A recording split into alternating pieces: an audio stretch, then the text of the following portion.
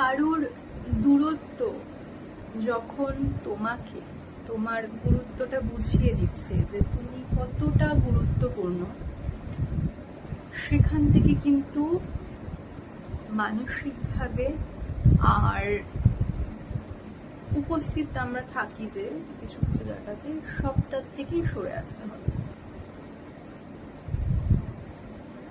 কারণ যেখানে গুরুত্ব নেই সেখানে গিয়ে উপস্থিত হওয়াটা কিন্তু ভীষণ অপমানজনক।